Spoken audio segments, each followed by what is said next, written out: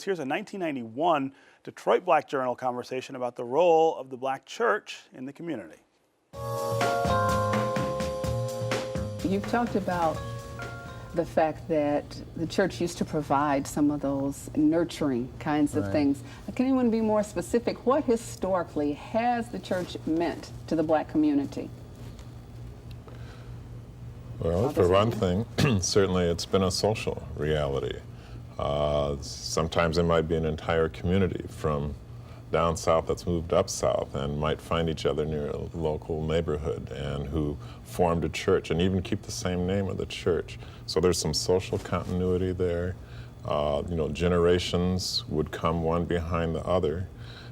We now have the mobility, whether it's because of integration, it's our changing economic status in some cases, so that not only do we have white flight out, but we even have black flight out, following those opportunities, draining leadership, draining some social balance out of our communities. And so you no longer have children growing up in the same neighborhood necessarily coming behind mom and dad in the same church to continue to populate it and so on.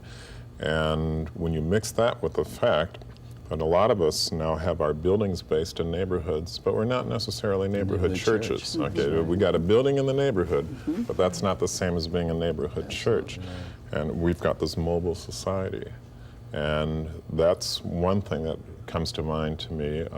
But meantime, we've provided a social reality, an economic reality, and a political reality too. A political reality too. Absolutely. Everything that goes into making a community, a cultural reality. We were the vessel of transmitting the culture generation to generation.